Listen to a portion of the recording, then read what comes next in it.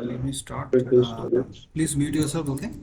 Otherwise, that sound will come here in the recording and it will be distracting for you only. Okay. So this is nothing. This was I was just doing the storage automation. I'll minimize this window. This is storage automation I was doing. Okay. So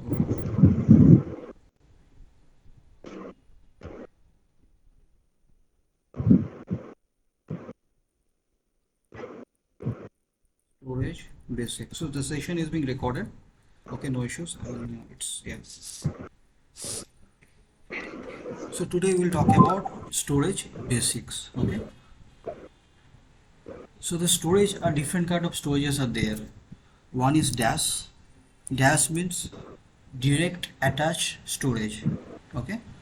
Direct attached storage means suppose you have some some server and you have the storage that is attached to the server, okay, directly attached. So that is DAS, okay, which we used to use long ago. Normally we don't use DAS that much, okay. And then we have SAN. Okay, one second, just give me 1 second.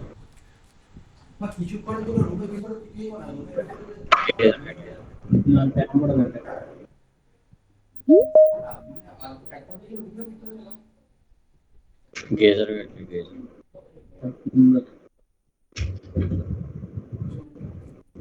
I will teach you. So now we'll talk about SAN. What is SAN? SAN, the full form SAN is, everybody knows, storage area network. Okay, storage area network. Suppose an application requires high performance storage. Okay, it requires high performance storage. Then they will most likely look for solutions in SAN. Okay. So in SAN, what are the components you have? For the SAN, in any storage, what are the components you have? You have front-end ports, you have back-end ports, cache, SAN switches. Okay, so these are the things you have. So basically what would be done, for this is, 1 second, go here, SAN storage images, 1 second. Okay, let me take one image to tell you understand, to make you understand. So in a SAN, okay, so here this is the architecture of SAN. This is the generalized architecture of SAN. Okay, for the NetApp I will teach you in different way. NetApp architecture also I will explain, but first I'm explaining the storage basics. So for the SAN, what you do, it's very easy. You have the components. So initially what you need to do, you need to purchase switches, SAN switches. It can be either Cisco or Brocade. And then what you do, you connect the HBA, the server HBA to the SAN switch. Okay, and most likely you need to use dual HBA because you do not want any like any kind of bad scenario. Okay, you want redundancy. Okay, you don't want any single point of failure. So what you do, you have two HBAs, you connect the HBA with SAN switch. Okay, and you connect the front end port. The storage will have two kind of ports. One is front end port. The front end ports are the ports that is used. The front end port can be your FC ports. If you want SAN, then use FC ports. Okay, and you can also use iSCSI also. So let me talk about FC. So these are the FC ports which you're connecting to the SAN switch, and you're connecting the HBA to the SAN switch. Okay, and then what you are doing zoning. Basically zoning out of two types, hard zoning and soft zoning. Normally you'll be using soft zoning. Soft zoning is nothing but you take the WWPN number of your HBA and WWPN number of front end port and you zone them together. WWPN number is worldwide port name. It's a 16-digit name number that is like unique number. Okay, and sometimes you'll get duplicate WWPN issues also in the ESX, but that is manageable, that you can fix it. But normally WWPN number is a unique number. So what you do, you create the zoning between this. And why do you create the zoning? You create on SAN switch. Okay, I'll show you everything, don't worry. I'll tell you zoning and all these things. Okay, so just about this, so that's what you do. So what you are doing here, these are the storage component. think of it as NetApp. So there are two nodes there, NetApp node 1, node 2, these are in cluster, okay, these are connected, is one cluster, and node 1 from one IPC port of node 1 you are connecting to SAN switch, another IPC port connecting here, there are four paths, okay, and you're doing zoning, okay, this is for IPC, okay, but if you're having iSCSI, right, then what you do, your in SAN you can have two protocols. One is IPC, another is iSCSI. Okay, SCSI, iSCSI. Okay, IPC and iSCSI. Somebody is pinging me.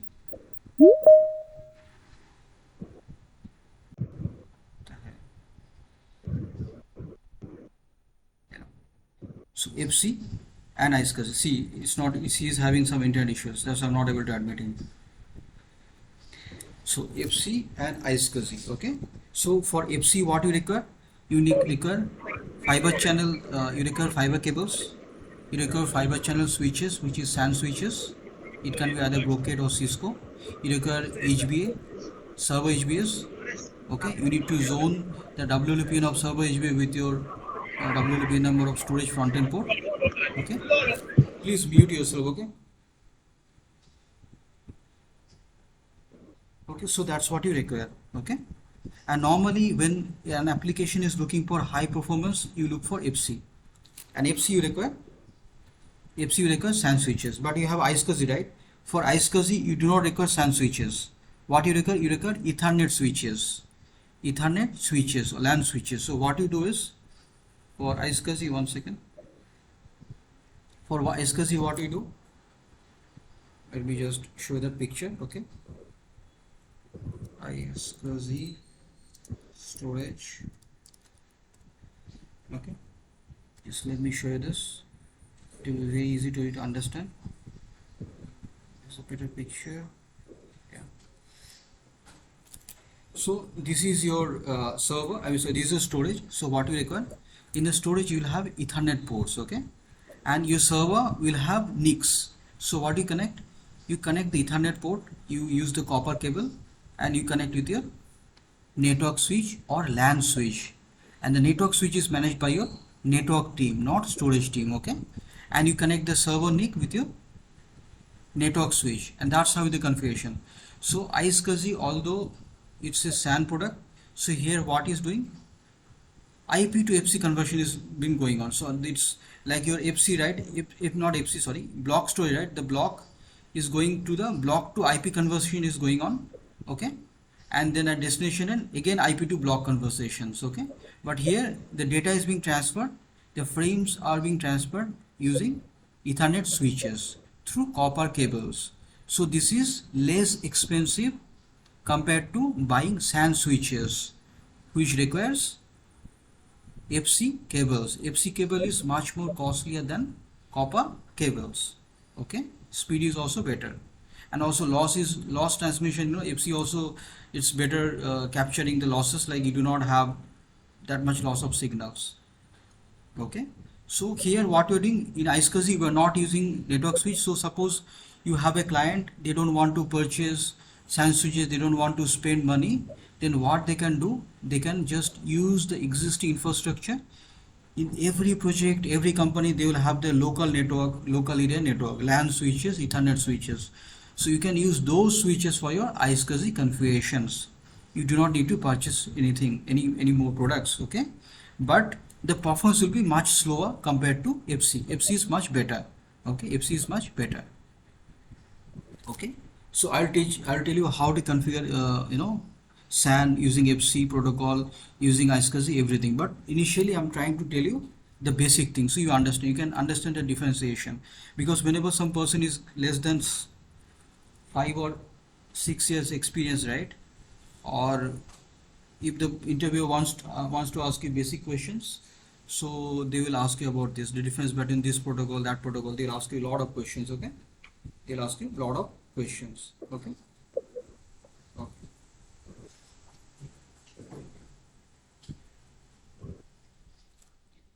So what we are doing here, we are actually using server HBA, okay. So we are actually connecting the server HBA with the SAN switches, okay, and we are also connecting the front end port to the SAN switches, and we are doing zoning. That's what we are doing. And what is the backend ports? The backend ports is nothing but the ports on the backend, okay. What they do, they connect the disks, okay. They are used to connect the disks, okay. They are used to connect the disk. And what is cache? When a user write comes, right, suppose the user you already have given the storage to user, zoning is done, storage allocation is done, okay. The user is trying to write some data on storage, right? The first thing it will do, it will try to write the data on cache. Cache is like, you have the that random access memory RAM, right, in your laptop. So it kind of like same thing. It's a non-volatile memory. So what it does is, it is very fast, okay. So if a user is trying to write the data on the storage, and it is able to write the data on cache, then the writing will be very fast. And so that's called cache write heat, okay.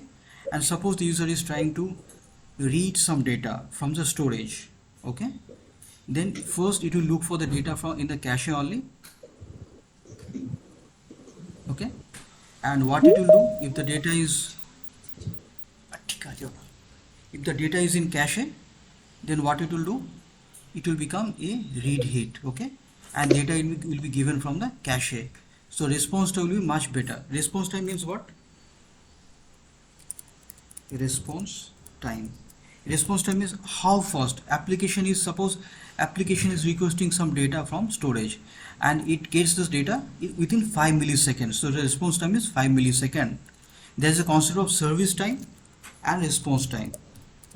I will tell you about all these things in detail when I talk about performance analysis, how to troubleshoot the bottleneck, okay, performance bottleneck. So response time means how fast the storage is giving the response to the host or the application. Always you have to 5 millisecond is what always the best practice is 5 millisecond, okay.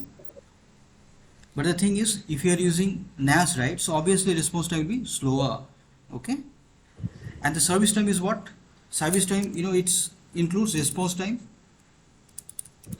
plus your response time of storage, okay, storage, okay. সব light যাতে বারণ করে পাওয়া আমাকে বুঝলো তো, না সব বন্ধ হয়ে যাবে, বুঝলে তো কি বলতে চাইছি? সব দিকে ফ্যানটা বন্ধ করো, নাহলে এটা বন্ধ হয়ে যাবে, ইনভার্টারটা বন্ধ হয়ে যাবে।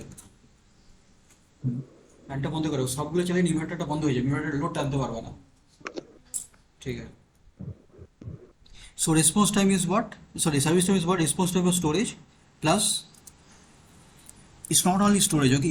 In the SAN environment, right, FC environment, you have SAN switches. So SAN switch is also doing something. So data from storage, it is also like data from storage, it is going to your SAN switch, and the SAN switch is not like one SAN switch, okay. It's a fabric. So you have a concept of fabric. Fabric means collection of SAN switches. So normally in any environment you have two fabrics, like fabric A, you can call it some other fabric name also, fabric A and fabric B, okay. Fabric A and fabric B, okay. So what happened is, so as I told you here, right, 1 second, now let me go here, just 1 second. I wanted to show you this thing differently here, okay. You can see here this is a fabric A, this will be collection of switches. So normally what you will have core edge fabric, okay, core edge fabric, okay. You will have core edge fabric. What does it mean? It means core means middle of the portion, middle of the architecture, okay. In the middle there will be core switches, which will be expensive switches. These are called as director switches, okay. And these are having like blades, CP1 CP2 blades will be there. They will be in standby mode. And it will be like, if some ports are like, if some ports are suppose are faulty, right, suppose the management port is faulty, then it will have redundant management ports, actually you can replace them. But if you have fixed port switches, okay, so the redirector switches will be at the core of the architecture, core end of your switches. Core means the middle portion, and the fixed port switches. And please mute yourself, okay? Please have some.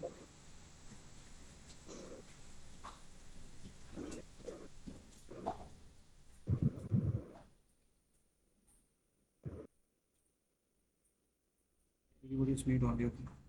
Supriya, Hello.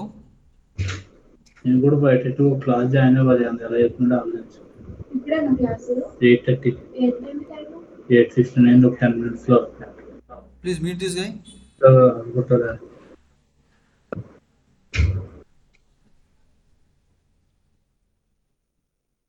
Okay. So fixed port switches, okay? So what we'll do? Fixed port switches are switches which are like less expensive switches, okay? So you'll have some like 90 ports or something. You can only use those 90 ports, and in fixed port switches you'll have only one management port. What is this management port? In order to access or manage the SAN switch remotely, your SAN switch has to be on the network, okay? SAN switch has to be on the network. And to have the SAN switch on the network, what you have to do? You have to connect the management port of your SAN switch to your network switches, okay?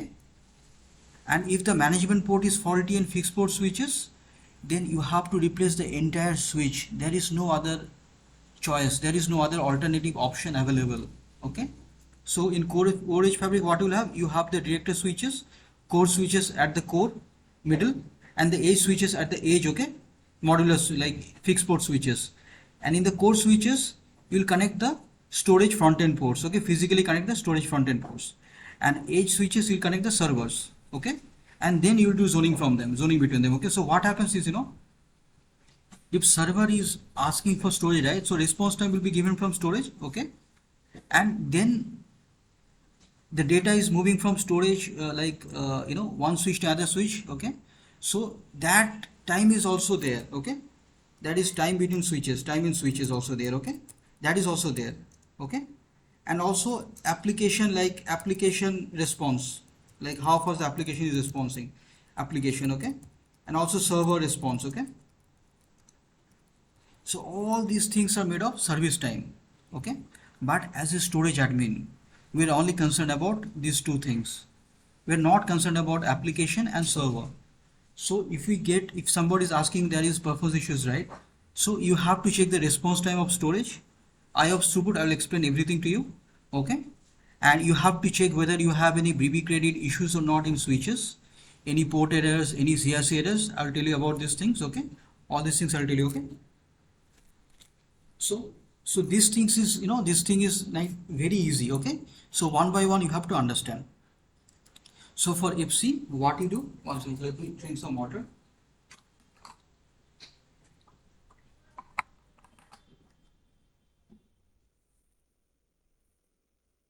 For FC, what you do? You use SAN switches, and you should have a redundant configuration like this. Redundant means, see, two fabrics are there. If one fabric is gone, no issues. The server can access the storage from another fabric, okay? If one of the storage node is down, no issues. The another node is there to take over all these resources.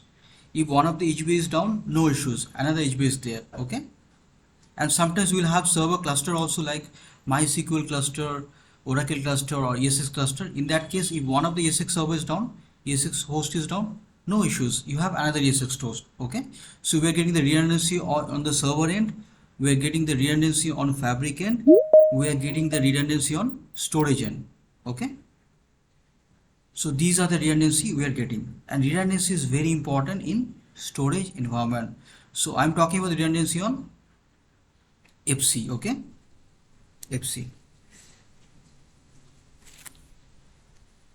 These things I will talk in detail. The picture you showed is which one, Dayan? Explain. It is director or core edge switches. What are you saying? The picture, whatever you showed, is for core edges, core edge fabric, or director switches. It's just a generalized picture, okay? In this small box, right, there will be hundreds of things. It's just a generalized picture, okay? like suppose you want to go for the core edge fabric, right? So every environment, most of the time it will be core edge, most of the time. Okay, you go the core edge fabric. Okay, so this is your core edge fabric. Okay, this picture is not good. Let me do it here. Okay, this is the problem. People has to join at same time, bro. I don't really like this. So anyway, this is the core edge fabric. Okay, you can see here. These are the FC director switches. These dual switches, and these are edge switches. These are like fixed port switches, edged here. So you have the server connected to the edge switches, and you have the storage connected to the core switches. You understand, right? What I'm trying to say? Yes, yes. Yeah, and how do you connect one switch to another switch? Using ISL connections. I'll tell you different kind of ports in switches. I'll tell you everything. Okay, so you will have E ports here, E ports, extender ports, and you will connect this. Okay, whenever you are connecting one switch with another switch using FC cables, the port will automatically identify itself as E ports. Okay, you don't have to do any special thing. Okay, but you need to have FC ports. You need to have ports which has licenses. There is a concept of ports on demand license, that dynamic ports on demand or normal ports on demand. So ports on demand means your port is having license to use for FC. Okay, and you'll need to purchase licenses for them, and whatever ports is having licenses, only those ports you can use.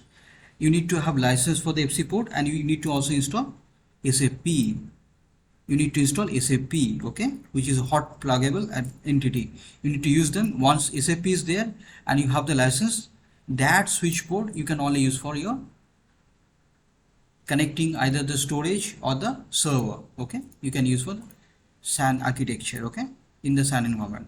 If you do not have the ports on demand license for that particular port, you have to look for some other port where you have the license. Okay, where you have the license. So this is very easy, bro. This is very easy.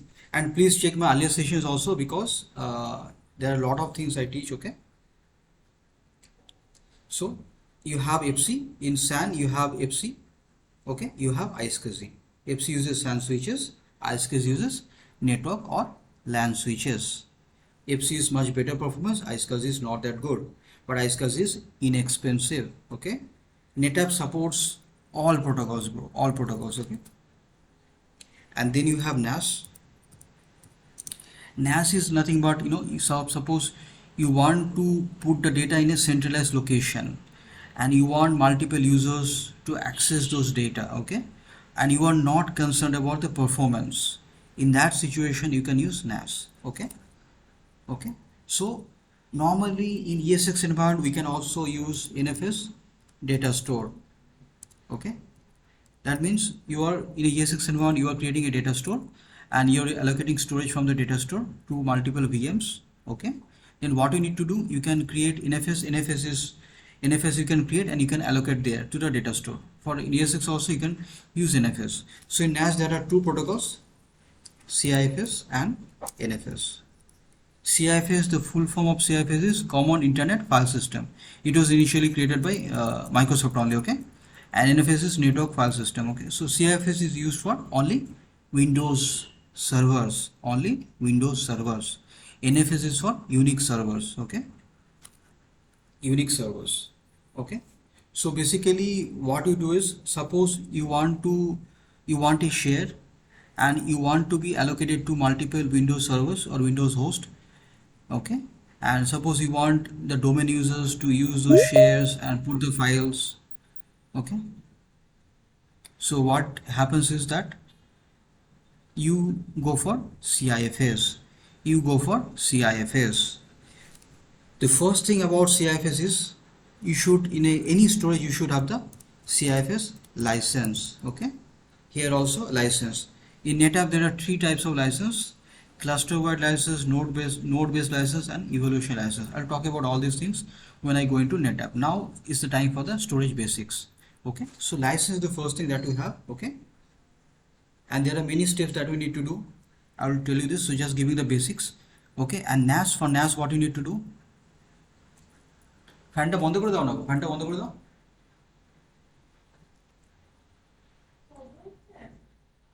For the NAS লাইটটা ইয়ে করছে, লাইটটা দপদপ করছে, ফ্যানটা বন্ধ করো। For the NAS, what it does, it's like just storage in centralized.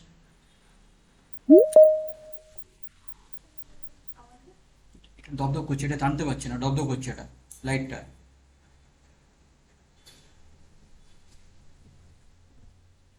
So in NAS, what happens, suppose you want to have a share, okay? You want to use the share as a centralized location, then you use NAS. For CIFS, you use Windows Server. Windows Server you want to use, you use CIFS. And suppose you want to use the NAS storage in Unix servers, you want to mount on a directory, okay? Then you use NFS. Then you use NFS, okay? And for NAS, we do not require to do zoning. We use Ethernet or LAN switches. So here what we do in FC, what we did in FC, we used Ethernet. Sorry, we used FC ports of NetApp nodes. Okay, ports use of storage. Okay, in iSCSI we used Ethernet ports. Okay, of storage, and in NAS we'll use Ethernet ports. Okay, of storage. So that's what we'll do. Okay, so in FC only we need to do zoning. We don't need to do zoning in iSCSI, and we don't require to do zoning in NAS. So the first thing, normally the interview will ask the basic difference between SAN and NAS. You can tell them zoning is required, zoning is not required. FC switches, Ethernet switches, you can tell. Then they can grill you on saying this. What about iSCSI? You can tell them iSCSI uses LAN switches or network switches. It does not use FC switches. Okay, that's what you can tell them. Okay. And here the cache is very important part, as I said, cache.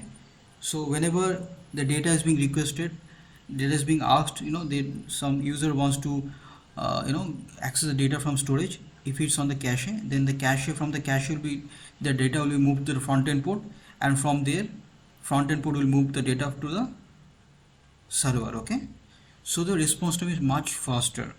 But in any case, the data is not in cache, it's on disk. So what would happen? So when the server or the application is requesting the data, it will first be moved from the disk to cache, and then from the cache to front end port, and from the front end port to server. Moving the data from disk to cache is called as staging process. Because of this staging process, it takes more time. Normally 4 times it will take, means suppose it's taking only 5 milliseconds if the data is on cache. Okay, then when the data has to be staged from the disk, when the data is not in cache, it will take 4 into 5, 20 milliseconds. So the response time will be much slower. Application will not, if the application wants 5 millisecond response time to work, then it will face latency issues. Latency, bottleneck, these are all synonyms in storage for performance issues. They all denote performance issues. Okay, let me go into this. And yeah, so obviously you need to have license. For iSCSI also you need to have license. Okay, and for NAS, what you are doing, again the server, the NIC card you are adding. Okay, NIC. And nowadays you have one thing, converged adapter, okay, which supports both HBA and NIC. Both this thing will be there in converged adapter. You can purchase the converged adapter for the server. It will be on the server end. Okay, it will be on the server end. Okay, and what you need to do, suppose you want to do FC, then you connect the HBA to your fabric. Okay, and suppose you want to do iSCSI, then you connect the NIC with the LAN switches. You want the NAS, you connect the NIC with the LAN switches. Okay, that's what you do. So FC required LAN switches, NAS or iSCSI required LAN switches, Ethernet switches, and 99% of the time the Ethernet switches management will be done by your network team, not by storage team. Okay, please somebody tell Madhav. Okay, we are trying to accept him, but what is happening? Sitaram is still meeting ID. Is a problem, right? What? Madhava, you are there, right? Madhava?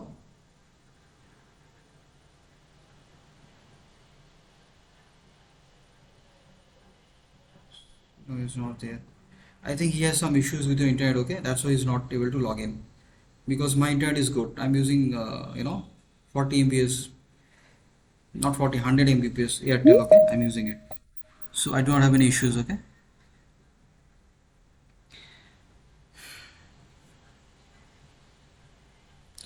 So what I'm telling you, that you have to understand whatever the things I told you, right? You have to understand fabric. They'll ask you what is fabric, collection of switches, core edge fabric, full mesh, partial mesh, that you don't have to know. They'll ask you about ISLs. Okay. So ISL is something when you in a fabric, right? You are connecting your core switches to the edge switches, right?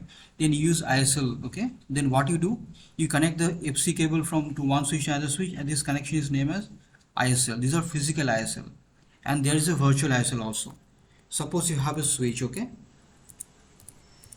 and your customer wants that. Suppose you have two different customer, like Friends Life Diligenta. I'm just giving an example which I work for, okay.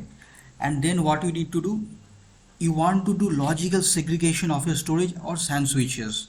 Then for the switches, for the I'm talking about for the brokered SAN switches, right? What you do, you create virtual fabric. Okay, in virtual fabric what you do, initially all the ports will belong to the base switch, default switch. Okay, you have to move those switches, sorry, move those ports from the default switch to the, you have to move those ports default switch to the virtual fabric. Okay, so suppose you have a Friends Life and Diligenta, two different projects, then you can create one virtual fabric for Friends Life, one virtual fabric for Diligenta in a same switch. And whatever fabric ID you are giving, right? So fabric ID you are giving 21 and 22. Then you have to do the same thing in the other switch. So between this fabric ID, right? Fabric ID of switch 1 and the fabric ID of switch 2 will be same, and there will be, like, suppose you are doing a physical ISL connection, right? The virtual ISL connection will be done between them. Okay, virtual ISL. Okay, virtual ISL, logical ISL. Logical ISL is the better term. LISL. Okay, I told all about these things in my previous sessions. So 10 session I took for the storage basics. Okay, logical ISL, logical ISL will do. Okay, normally they don't ask you about this, but I'm trying to give you informations. Okay, sometimes it might be useful for you during your project work also. We don't know what kind of work you are having. One of the persons from Netherlands, he took me training from the SAN switch advanced training. Okay, so that I helped him to create these things. Okay, and many more things. Okay, so it is very easy. The main thing you have to understand, there are two types of switches, director switches and fixed port switches. Director switches will come in CPU and CPU2 architecture. It will have two management ports, and management ports are used for the SAN switches to be on network, so we can use it remotely, we can manage them remotely. We do not have to go to the data center and connect on the serial port to manage the switch. Okay, we can connect from anywhere. Okay, where you have the management connect, like network connection, we can do that. Okay, so you have to understand that different kind of switches are there, brokered, like director switches, fixed port switches. I'll also talk about zoning, switch upgrade, port area troubleshooting, all these things I'll tell you. Not switch installation, okay? But I have also uploaded one switch installation, you can check there, okay? Because if I give training like this, it will never end, okay? So I'm trying to give you the basic, just try to go through this and try to understand what I'm trying to tell, okay? So SAN switches are there, let me think, yeah. And there will be, there will be another protocol also, like object storage. Okay, object storage. So what happens in object storage? Suppose you have your storage in California and you have in India. Okay, object storage, you can use the data in geopolitical or geo separated locations. Okay, object storage, different countries. Okay, object storage is like very different. Initially it was done by the Amazon only, and in object storage the protocol they use is called as S3. S3 means three S's, simple storage service. Its name is simple storage and service. Okay, so here in object storage what you do is very easy. NetApp supports all protocols. Okay, NetApp supports FC, iSCSI, CIFS, NFS, S3, okay, NVMe, NVMe was all teach, okay. So all these protocols are supported. And NetApp is also having another product of object storage which is called as storage grid. There's a specialized product. So normally what we do, in object storage, we suppose you want to put the data in object storage, you can do that. And in some environment, okay, what we do is, in some project or assignment, what we do is, we use the object storage to keep our target data. Target data means in something, some projects you'll have replication configured. Replication means what? You have a storage at your production, you have the arrays in your production, array means storage boxes, and you also have a disaster recovery side. In your production, if when your production is down, you want the application to be running from the disaster recovery side. Production can be down due to some earthquake, flood, any natural calamities, or it can be due to power failure, network failure, okay, lot of different things could be there.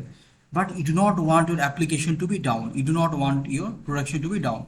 So what you do, you have two separate environment, one is production, one is DR, and you create replication between them. Replication means the data is constantly being replicated, is constantly being copied to the DR, okay,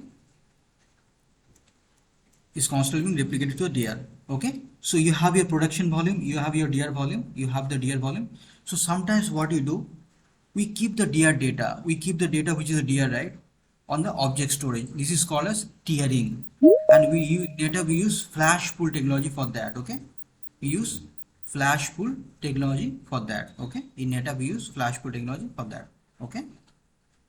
I will tell you all these things, everything is part of my syllabus, so one by one I'll go through it, okay, not at the same time, okay. Like whatever it's there, right, I will teach you everything theoretically and practically. And this is a lifelong training, so I will give you the training for 10 years, at least 10 years, okay. Because I don't know after 10 years where I'll be, whether I'll be alive or not, I don't know. So for 10 years I'll give you the training, okay. Okay, I'm sorry, here. So I'm just giving you a basic idea, okay. So let's suppose for SAN FC, just give me a basic idea, okay. Normally for FC, what you normally for any storage, what you need to do, I'm not talking about NetApp, any storage, what you do, you have to create a storage pool, okay, storage pool which is made of disk, okay, and you need to define RAID on it, okay. Let me just give you what is RAID. 1 second.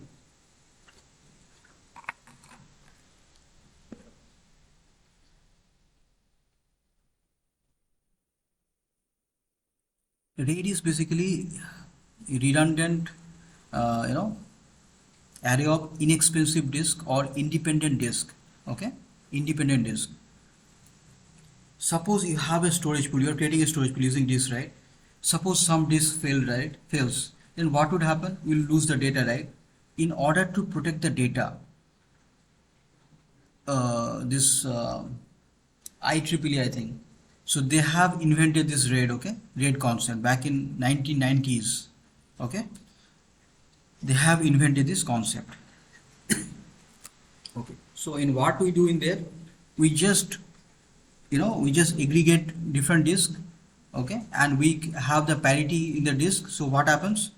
So if some of the disk fails, right, from the surviving disk and the parity disk, the failed data is recreated, okay, using XOR and XNOR operations. If somebody has studied digital electronics during their bachelor's, then they will understand about XOR and XNOR, okay, but you don't have to know about it, it's easy, okay. So let me tell you about one by one. The first RAID that was invented was RAID 0, okay, RAID 0. It did not have any redundancy at all, okay, RAID 0. So in RAID 0, what we are doing, we are striping the data across multiple disks, okay, A1, A2, A3, A4. So disk fails, data loss is there, but performance is much better because the data is written in it's spread across all the disk, right. So performance is much better, read performance and write performance is much better. But if suppose A1 block is gone, right, we cannot recover because it's not duplicated or the parity is not there, okay. So they used to call it as striping, okay, striping of data, okay. Here showing us two disks, So the blocks is striping like A1, A2, then A3, A4, A5, A6. These are blocks which is striped across the two disc, okay? And it came red one, okay? It came red one, which is like, which they called as mirroring, okay? You can see here, same block is copied twice, right? A1, A1, A2, A2, A3, A3, okay? So here what happens? If this disk is gone, then this mirror disk is there. The data is not lost, but there is a problem, bro. Suppose you are using 100 TB of data, like you have the disk, you aggregated the disk, it's 100 TB of data, but you're using RAID 1, so you lose 50% of the data because the data will be copied, right? So the usable capacity will be 50%, okay? So what does it mean? It is expensive.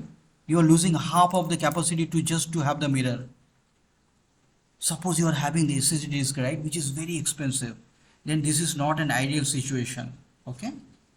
But sometimes RAID 1 is used, in long, like when I used to work in back in 2011, I have used a lot of RAID 1s. Reason being, I used to use SATA disk, which are like very slow disk, mechanical disk. But nowadays people are reliant on flash disk, which are non-mechanical disk. In mechanical disk, you have the header, seeker, sectors, okay?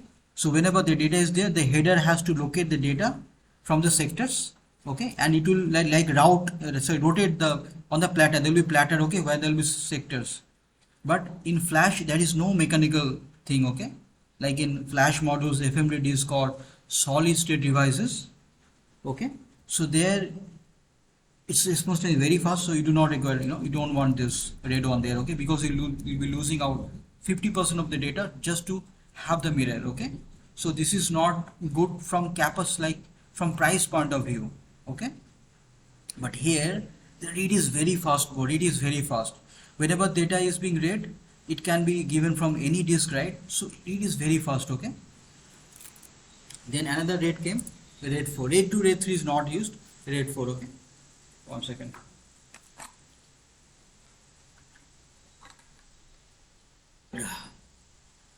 So in RAID 4, what is happening? Let me click on this picture. So here we're using 3D plus 1P, 3D plus 1P, okay? Let me just show you here. RAID 4. In the given example, I'm using 3D plus 1P. They will ask you during the interview, okay? D means data disk, P means parity disk. So 3 data disk and 1 parity disk, okay? 3 data disk and 1 parity disk. So whenever the data is being written, the parity is calculated and it is stored on the parity disk, because this 3D plus 1P means what? We have a one fixed parity. That disk is only to keep the parity blocks, okay? So if one of the disk is lost, right, from the surviving disk and the parity disk, we can regenerate the lost data. But if two disks are gone at the same time simultaneously, then the data is gone. We cannot really recover the data from the RAID group, okay? Because it only protects from the one disk failure, one parity is there, okay? But because it is having fixed parity, right? So if the parity disk is gone, then you have problem, right? But NetApp uses RAID 4. NetApp uses RAID 4, and that is very rare that other storage uses RAID 4. Hitachi does not use RAID 4, okay? NetApp uses RAID 4. But there are good things about RAID 4 also. I will talk about that when I talk about write penalties, okay? And then you have RAID 5. RAID 5, okay? So here 3D plus 1P, that is okay. But here you can see, right, this is also having only one parity, but the parity block is being distributed across all the disk in the RAID group, okay? So parity is distributed, so it does not have to look on the parity disk, okay? It is distributed, so parity is also striped, so that's the performance is much better. Parity is distributed, the performance is, I would not say performance is better, but I would say that the distribution is better, so redundancy is more better, okay? Redundancy is more better, okay? But there is one problem, there is one small problem. What is the more small problem? There is a concept of rate penalty, right penalty. They will ask you during the interviews. So what does it mean? to write a data on a RAID group, how many IOs will be done? IO means input output operations. So you are writing a data, that is IO. You are writing a data on storage, that is IO. You are reading a data from storage, that is IO. Write IO, read IO. Those all be calculated, okay? Suppose, there is an example. Suppose you are trying to write a data on the RAID group, okay? You are trying to write the data on a RAID group, on the RAID 5, okay? What happened? Or suppose you're trying to change the data. First, what happened? Suppose you're trying to change the data a1 to a dash, e1 dash. First, e1 will be read, okay? So there is a read IO, okay? Then e1 will be write, okay? e1 will be changed to a1 dash, that will be write IO, okay? Then the parity will be calculated. There is a read IO. The parity will be read. There is a read IO, and the parity will be written, okay? There is a write IO, okay? So for one IO, for one write operations, you have to do 4 IOs. So the write penalty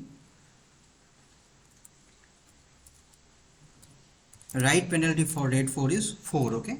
So you are doing 4 IOs, which is not good. But the write penalty for RAID 4 would be 2, okay? RAID 2 1 and 1, yeah. RAID 4 would be 2, okay? Okay, because suppose you are trying to write a data, okay? What it will do? It will read the data, it will calculate the parity, and it will write the data, okay? So it will be 2, okay? So that's why the response time is much better, okay? The performance is much improved, okay? But in NetApp only they use RAID 4, okay? So in both in RAID 4 and RAID 5, you are getting the protection against only one disk failure. If one disk fails, you can rejoin the data from the parity disk and the surviving disk, okay? The existing disk. But if more than one disk fails at the same time, then you cannot recover the data from the RAID groups, okay? You lose the RAID group, okay? You lose the data, okay? That's why the disk failures is a very important thing, and it has to be attended immediately, okay? And then you have another RAID group which is called as RAID 6, okay? RAID 6. What happened here? In RAID 6, you will have, like here we have 4D plus 2P, so 2 parity will be calculated, okay? For one block, 2 parity will be calculated, and it will be striped across all the disk in the RAID group. So what would happen? If you lose one of the disk in the RAID group, no issues. If you lose 2 disks at the same time, no issues.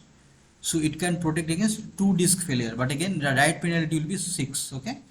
Like write penalty will be 6 for RAID 6, because again you have to generate an additional parity you have to generate. So again it will be slower, okay? What does it mean? The write operations, the random and sequential write operations in RAID 5 will be better than RAID 6, and RAID 4 will be better, okay? And RAID 1 is much better. RAID 1 is much better, okay, compared to this. But RAID 1 is not having any redundancy because the data is typed across all the disk, but it does not have any parity, and also it is not copied to another disk like RAID 0, okay, like mirroring, okay? RAID 0 is called as mirroring, okay? Okay, they will ask you about write penalty also, okay?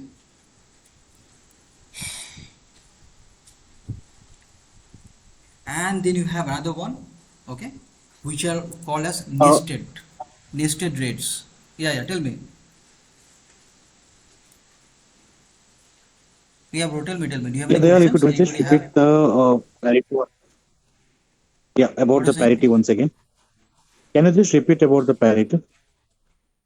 Parity. So parity is basically a block where we do XOR operations of data, XOR, XNOT, and we keep the data. Reason being, if some of the data, if some blocks in a disk or in one of the disk in the RAID group fails, we can use that parity block, and we can use the surviving data, existing data, and we can do some operations, and we can regenerate the failed data. Okay, that's why we use the parity. It is for redundancy purpose, fault tolerance purpose, so that we do not have any single point of failure. Okay, you understand, right? Yes, that I understood. But when it comes to RAID 4, right, it has 3 data disk and 1 parity disk, correct? Hmm. And Hmm. what happens if the parity disk itself gets failed? Yeah, that's the question. If the parity disk is fails, no problem. We have the data. Okay. but Okay. we might have issues, we might have performance issues when you try to replace the disk. We definitely will have performance issues when you try to replace the disk. So in a storage array we have spare disk also. So whenever the disk is fails, the spare disk will take care of the failed disk, and the failed disk will be spared. Okay, and whenever you're replacing the disk, the spare will be replaced. Okay, but if spare is not there, okay, so what will happen? The battery disk is failed, and you are again trying to do this, so the RAID will be rebuilt, right? So again the packet will be generated and it will have performance issues. You will get performance issues. Okay, you'll get Yes. to when you regenerate the RAID groups. Okay, so that's the Okay. problem we'll have in RAID 4. But RAID 4 is better because it does not have to do that many IOPS for one write operations like you do in RAID 5, even though both are only doing one protection, like single disk protection only. Still, RAID 4 is much better. That's why NetApp has adopted RAID 4. RAID 4, okay? But if I'm not, just correct me. NetApp uses something called as RAID DP, right? RAID dual parity. I will talk about all these things, bro. Don't worry, okay? Okay, RAID then. 4, RAID DP, RAID TC. They have three RAIDs. Okay. RAID Okay. 4 is also there. Okay. So RAID 10 is nested RAIDs. What is nested RAID? RAID 10. So what we are doing here? So we are striping the data. This is type of mirrors. Mirror of stripes. No, this is mirror of stripes. Here you see stripe and then mirror. Okay. For Oracle applications, Oracle database, RAID 10 is the better option. RAID 5 and RAID 0. That's why in Hitachi, from Hitachi,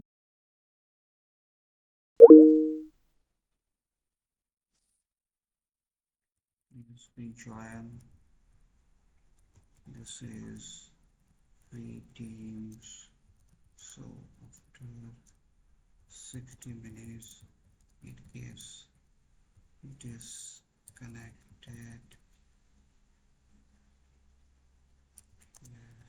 Rejoin.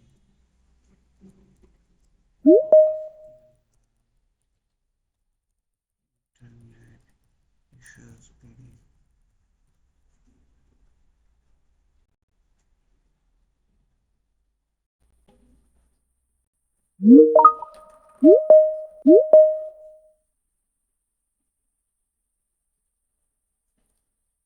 ಇಷ್ಟೊತ್ತು ಮಾಡ್ತಿದ್ದು ಪಾಪ ಅಕ್ಕ Let me first let all the join, then I will again begin. 1 second.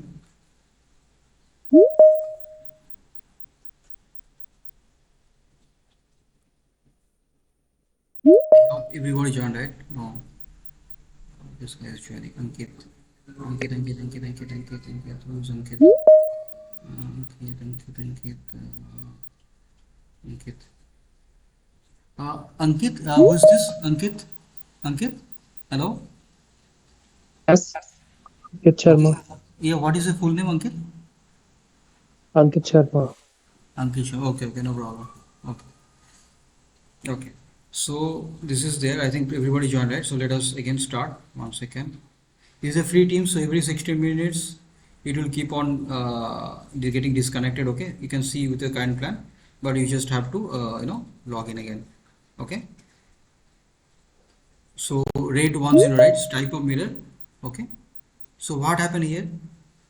What we are doing? Like these are stripe and we are mirroring the stripes. Okay, sorry, mirror. These are mirror, right? RAID 1. So mirror, and we are striping the data. Okay. So this is what It's doing in recording, RAID right? 10. Yeah, it's recording, right? The session. What is saying? Is it recording? Yeah, recording is on. Yeah, you can see here, recording is on. Okay, and then you have another one, RAID 01. Okay, so that is the opposite of that. It is like here we are just doing stripe. Okay, and then stripe of mirrors we are doing. Okay, so normally we'll not use this for NetApp. Normally what? We'll not use it anyway for NetApp. Okay, for NetApp we'll use RAID 4, RAID DP, and RAID TEC. And in NetApp, right, see, RAID 6 is having write penalty of 6, but RAID DP will have write penalty of 2. Okay, that's why RAID DP is much better. The performance is much better. Okay, by default, whenever you are creating an aggregate like storage pool in others, In other storages, the pool that aggregate, like when you amalgamate or you just group the disk together and you try to create something, then you call them storage pool. Okay, in NetApp it is called as aggregates. In NetApp it is called as aggregates. And whenever you are creating aggregate, you have to define the how many disks you want to use. You have to define the RAID type. If you do not define any RAID type, by default it will take RAID DP. Otherwise you can do either RAID 4 and go with RAID TEC. So RAID DP. So you can see the RAID TP here. Okay, so here in RAID TP you will have two parities, but the parities are like there will be two parities. Okay, diagonal parity and sequential parity. There will be two parities. You don't have to know about that, but basically RAID TP is a little bit different. Okay, compared to RAID TP is different compared to your RAID 6. Okay, because in RAID DP what happens, you will have the fixed parity. Okay, instead of distributed parity you'll have fixed parity, but in different way, diagonal and this one. Okay, so that you'll have. Okay, and then you have RAID TEC. Okay, so RAID DP will help you to protect against two simultaneous disk failure. Okay, and RAID TEC will protect against three disk failures. I don't know why the picture is not coming for RAID TEC, but anyway, so basically RAID TEC will be like three. Picture is not coming, but anyway I can only show you from the picture. Okay, so RAID TEC picture is not there unfortunately. But here you can do, here you can just, this is just something it's showing is for NetApp. Okay, you're using this RAID TEC, RAID DP, RAID 4. Okay, so RAID TEC is like you'll have three disk, like three disk of parity. So what happened is, so if RAID DP is RAID 6. Okay, RAID DP, right? So RAID DP will be like, suppose you're using this like 3D plus 2P. Okay, this is RAID D. So you're losing out of 5 disks, you're losing 3 disks, 2 disks to parity. Okay, and if you're using RAID TEC, then it will be like this, 3D plus 3P. So you're losing 3 disks to parity. Okay, so here it will protect against 3 simultaneous disk failures. It will protect against 2 disk failures, 2 simultaneous disk failures, and this is you are losing out, if for every 6 disks you're losing out 3 disks to parity. Okay, so the capacity, the cost will be more if you're using RAID TEC. If you're using RAID 4, the cost will be very less. Okay, and by default whenever you are creating an aggregate, whenever you're creating a storage pool in NetApp, it will take the RAID DP. Okay, so today we'll stop the session here. Guys, do you have any questions before we wrap up for today? Please let me know if you have any questions. Okay, let me know if you have any questions. Yeah, Aishwarya, please let me know. What is difference having a diagonal parity and having a one parity disk? What does Not it about make a diagonal parity. difference? I will tell you one thing: single parity and distributed parity. Okay, single parity is like if you lose the single parity, right, you have to rebuild that RAID group. Okay, it will it'll give you performance issues. But if you are having like distributed parity, then it's better. But another problem is that if you're having the distributed parity, right, then the write penalty will be more. Write penalty will be more. That means for one IO, one write IO, you have to do lot of IOs. So that will make it slower. The response time will be slower. Okay, but if your write penalty is less in terms of fixed parity that you use in RAID DP and RAID TEC, then what would happen? The response will be much better. Okay, this will be much better. I cannot talk about that much, sequential and diagonal parity. I have to check about this thing, but nobody will ask you about what kind of different kind of parity is there in RAID DP, but I have to check about that. I have to read about it. Okay, but this is normally they will Okay. ask. Yeah, and So please you check will one of be, the sessions. Yeah. sorry, you can go. Continue. Yeah, please check one of the sessions where I've shown you how to calculate, like suppose you have some disk and the disk is suppose SATA disk, SAS disk, this is disk, and it will have some IOs, right? How to calculate how much IOPS will be generated or supported by that particular aggregate. Okay, that formula, that calculation I have shown. Okay, they will not ask you this, but just for the better purpose you can check that session. Okay, I've just given that calculations. Okay, and any more questions Very from any? Yeah, it's in the playlist only. Okay, you will not get the playlist, but anyway, so other people I'm talking about. So you have to do the payment, right? Then Mhm. only yeah. This is the first class, yeah. So anyway, So so other you people will not you be can explaining that again, or we need to go through that, and then if we have any doubt on that. yeah, if you have any doubt, you can ask because the thing is, uh, there are many sessions I have done in the previous class, but here I want to consider more on NetApp. Okay, the in last batch, right? I have taken 8 sessions, 7 to 8 sessions only on storage basics, but that is not actually required. Okay, for 3 to 4 sessions is enough for storage basics. Okay, because you will be able to understand the grasp of storage basics.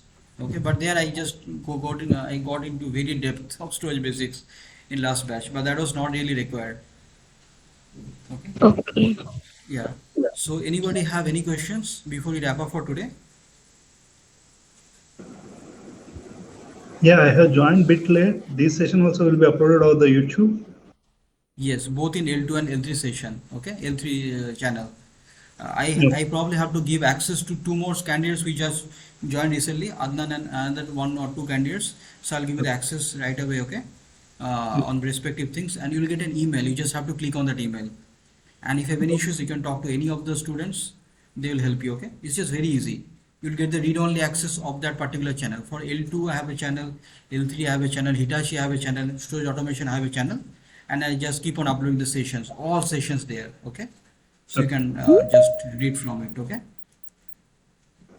Any more questions you have before we Yeah, wrap up? what are front end and back end actually? It's bit confusing. That Yeah.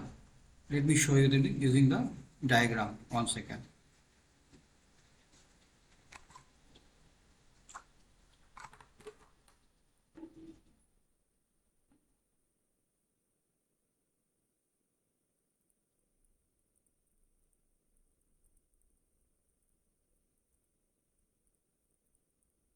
I want to see the picture. That's the reason, I just used this. Yes, this is a very good picture. So, this is your storage system. Intelligent storage system is external storage system, not DAS. Okay. So you have the front end ports. In the front end ports, what you are doing, you have the host. This is a SAN switch. You're connecting the front end ports to your SAN switch. You're connecting the host to your SAN switch, and you are doing zoning between them. And now you can allocate storage to your host. Okay, you can allocate to your host. And then one more thing is there. Suppose you want to replicate from one storage to another storage. Then what you do?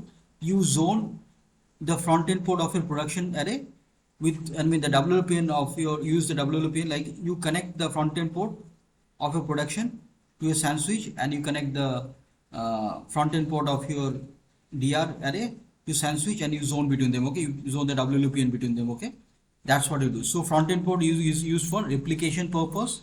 It is used for host connectivity. Okay, but this is backend. What is backend?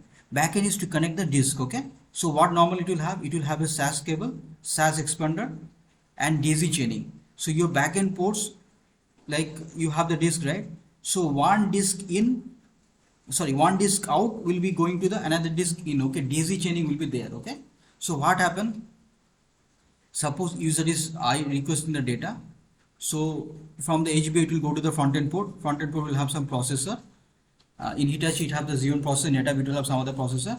So it will look for the data in cache. If the data is in cache, it will take the cache. It will do the data movement operation to the HB. Okay, from the switch, first switch, and then from the switch to the HB. Okay, I mean host. Okay, so it is doing the data movement operation, and in any case the data is not in cache, what it will do, the front end port will let the back end port know, and the back end port will have some processor. It will take the data from the disk. It will keep the data in the, it will stage the data in cache. From cache the front end port will give the data to the frames, fabrics, and from the fabric to the host. Okay, so it is doing, okay, you understand, right? The process, backend port is to connect the disk, front end port is to connect the host connectivity or for the replication. Okay, now is it clear? yes, there. This is called staging. You told What are you saying? this is called staging. You told Staging, staging, staging, staging, destaging. So destaging is what? Suppose you have the data on cache, and the data which is in cache is not, the user is not requesting for the data. Okay, so it has become cold data. So once the data has become cold data, it will be moved to the disk, physical disk. It is called destaging. Destaging. Okay, destaging. Okay, staging, destaging. Staging is here, and destaging is here. Okay, staging and destaging. They might ask you this. Okay. Okay, thanks, Dayan. Yeah, so this is the main thing actually. People do not understand storage only because of they do not understand this thing. Only this part will help them to understand SAN. I understood this back in 2012 or 2011, I think. There was one data center guy who taught me this thing, and my mentor is Brett Daly, who's having like 65 years of old. I met him in Cognizant. Okay, he's still there. Not in Cognizant, he works in Amex. But anyway, so some people are having a lot of knowledge, bro. So I am having two mentors. One is Brett Daly and another is Sukhendra Roy. So both reside in USA, and they have like 39 years of experience on storage. Okay, storage and everything. So basically, what you need to do, you have to make friends, and in order that you want to get referred to some companies, right? To reach out, feel free to reach out to me, and have you referred to at least 30 companies. Okay, by all my students. Okay, Hitachi, NetApp, Daily EMC, I think I do not have anyone, and all MNC companies and all other small startup also. Okay, different companies. Okay, Kindle and all, TCS, Accenture, Wipro, Capgemini, everything. So I can refer you guys. Okay, but once you're prepared, okay, and I'll also do mock interviews for you guys once you are prepared. So I'll give you a lot of knowledge. You just have to understand. And one more thing you have to understand, bro. The thing that you have to understand is you have to go to my course, okay? Not the Learn Infra channel, okay? Do not go to the Learn Infra channel, okay? It's not required. You go to this channel. This is for the L2 sessions. So go this channel. Go to the videos. I don't know why it's not coming. But anyway, so go here, okay, and here you will be able to see all these sessions. Okay, you just read through all these sessions. I mean, obviously I'll give you, but if somebody wants to read ahead, okay, then this is the recently I uploaded this. Okay, so you can see the troubleshooting, replications, non-disruptive operations, revert. Okay, you can go through all these sessions for the L2, and for the L3 it will be a little bit tricky for the L3. Okay, let me go here. I hope it's the same thing. 1 second. I don't know why it's not coming. 1 second. Let me go to the channel. Review channel. Okay. Let me go to the list. This is the storage basis that I have uploaded separately. For L2 also, I will upload this. 9 videos are there. Okay. But I will give you the storage basis live. Don't worry about that. Okay. I will tell you everything that you need to know. So here you can go through these sessions. Okay. And mostly just consider on troubleshooting sessions for for interview purpose and also for the project purpose. So everything CVO also cloud volume OneTap, which is a NetApp offering, that is NetApp has used NetApp created using cloud, so you can run the NetApp commands in the cloud also, like Snapper, everything you can do. NetApp commands will work in cloud. Okay, so for that this product is there. So everything I've done. This is for 7 mode to C mode migration, business country replications, everything metro cluster. So all the things there. Few sessions that I was not able to do in the last session, I will do here, like Snap Center, a policy snap log. These are the optional sessions I was not able to do, and also I was not able to do the encryption. Okay, so I will do this in this session. Okay, so don't worry about it. Everything will be there. Okay, and just try, keep on learning. And if you have any questions, you can reach out to me. And this will be like every year I will conduct like 4 batches. Okay, 4 into 3. So you can repeat 4 times in a year. Okay, and it will go on and on.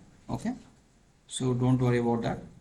And whatever, and suppose some topic you need some knowledge on some topic, right, which is not mentioned here. What I will do, I will add it to the next page and I'll give it to you. Okay, It does not matter what topic it is. But yeah, L2 is limited. Whatever L2 people, I'm giving L2, I'm talking about L3 because L2, if L2 is asking that to give the L3 topic at there, it's not possible. But L2 is like whatever I'm giving you, right? It is enough for an L2 job. You can easily clear. 6 to 7 years job, even 8 years also you can easily clear using this, okay? But when you are having more than 10, then you need this. You need to have more knowledge, okay? So these are all practical experience. Yeah, today also I did one troubleshooting. Okay, so I was struggling with GAD, which is a Hitachi product, like last week, but eventually did it. But anyway, so and also in my node I have the automations, but I'm using Ansible and Python to automate NetApp and Hitachi. Hitachi I'm using only Ansible. Okay, so anyway, so what I'm asking you, just read, just try to read all my sessions that I'm given access to, and just continue, just be attentive to sessions and ask, free feel to ask any questions. It can, no question is silly, because the question, more question you ask, more I can understand than whether you are able to understand or not, okay? And I can probably guide you that you need to read this, you have to check this session, okay? And most of my students are NCTA certified, but it's not about like they took my training and there's a certification. Even before my training also somebody did certification, which is very easy, okay? You can and you can talk to them. I also have many leads also, different companies like Kindle and all, okay? Like 15 years experience people also there, okay? So just go through that. So here you can see, right, cloud tiering is what? So data, the snapshot data, or the data which is at the replicated data, right, I'm putting on the lower performance disk, okay? Cloud tiers, I have either storage grid or Alibaba storage, AWS, Azure, I'm moving it there, okay? Cloud Insight is a tool for to understand if you have some storage issues in environment or application issues, to understand why the issue is. It can analyze network, it can analyze VMware, storage, everything. So that's, now we call the name as DII, okay? Recent session that I've given. This session I don't give anymore because nobody uses E-series. Only one time I have created this session, E-series, okay? And all these things will be there, balancing algorithm, everything will be there, okay? I will teach you all the thing one by one.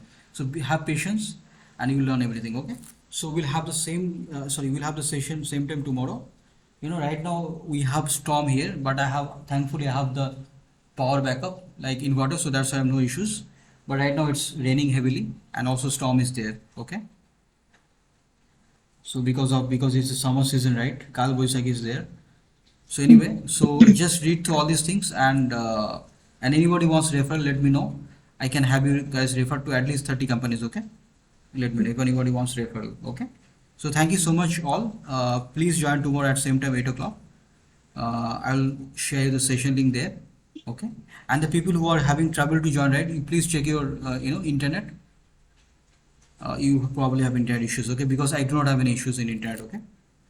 Okay, well, so I'll stop.